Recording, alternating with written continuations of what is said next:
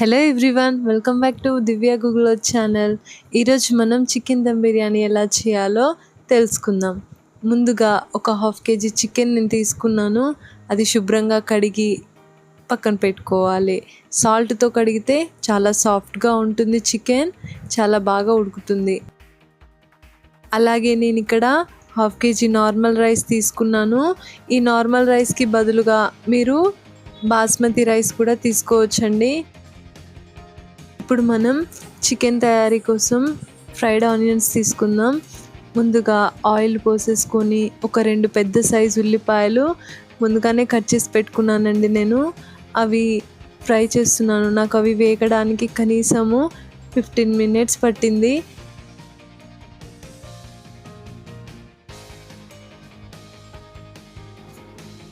ఇలా ఫ్రై అయ్యాక అవి చక్కగా తీసి ఒక బౌల్లో పెట్టుకోవాలి.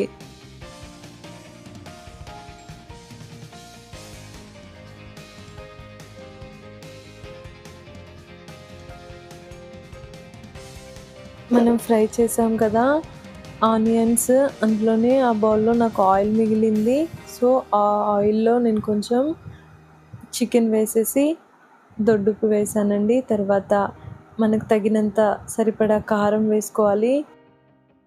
నెక్స్ట్ పసుపు 1 టీ స్పూన్, అల్లం వెల్లుల్లి పేస్ట్ 1 టీ స్పూన్, ఒక 2 పచ్చిమిరపకాయలు, అలాగే కొత్తిమీర, పుదీనా. కొత్తిమీర ఆరోగ్యానికి చాలా మంచిది. ఇంకా ధనియాల పౌడర్ 1 టీ స్పూన్, మసాలా నేను చాలా తక్కువ వేసాను ఎందుకంటే చిన్నపిల్లలు ఉన్నారు కాబట్టి పిల్లలు కారం తినరండి. మీరు ఇంట్లో అయితే చాలా ఎక్కువగా వేసుకోవచ్చు. అలాగే నేను కసూరి మెంతి యాడ్ చేశాను, ఫ్లేవర్ చాలా బాగుంటుంది. తర్వాత ఒక 4 నుంచి 5 స్పూన్స్ పెరుగు వేసి చక్కగా కలిపి పెట్టుకోవాలి. కనీసం ఇది ఒక 1 అవర్ పాటు నానబెడితే చాలా టేస్టీగా వస్తుంది మనకి బిర్యానీ అనేది. మీకు టైం లేకపోతే కనీసం ఒక హాఫ్ ఎన్ అవర్ అయినా రెస్ట్ ఇవ్వండి. తర్వాత ఫ్రైడ్ ఆనియన్స్ కూడా యాడ్ చేసి కలపాలండి. మొత్తం ఫ్రైడ్ ఆనియన్స్ కాకుండా సగం కలిపి పక్కన పెట్టుకుంటే బాగుంటుంది. చూసారు కదా, చాలా చక్కగా కలిపి పక్కన పెట్టేశాను.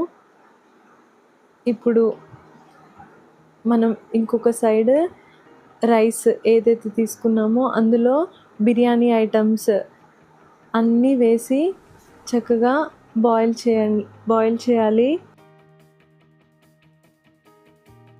అలా మరుగుతూ ఉన్నప్పుడు మనకు 70 to 80% రైస్ ఉడకాలండి. అలా ఉడికిన రైస్నే తీసుకోవాలి. నేను ఇక్కడ మీకు చూపిస్తాను చూడండి. మీకు మసాలాలు కొంచెం ఎక్కువగా కావాలంటే మీరు రైస్ బాయిల్ చేసేటప్పుడు వేసుకోవచ్చు. ఇంకో పక్కన చికెన్ ఏదైతే మనం కలిపెట్టుకున్నామో అది ఇంకొక స్టవ్ మీద పెట్టుకొని ఒక 60 to 70% ఉడకనివ్వాలి.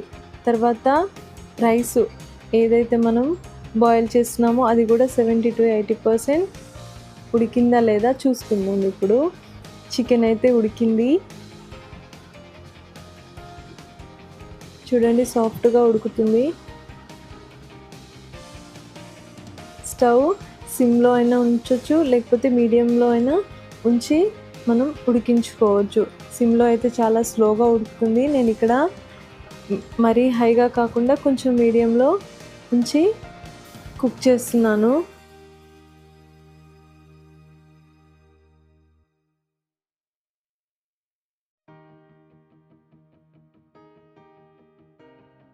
రైస్ కూడా 70 to 80% ఉడికిందా లేదా చూద్దాం.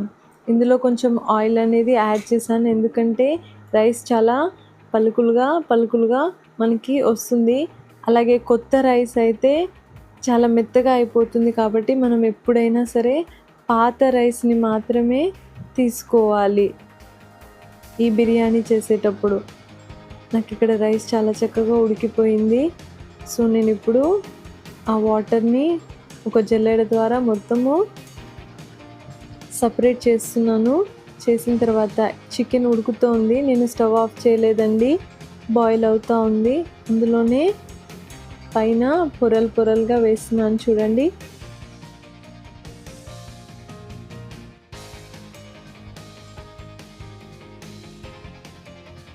అలా ఒక లేయర్గా మనము రైస్ అనేది చక్కగా ఫామ్ చేసేయాలి.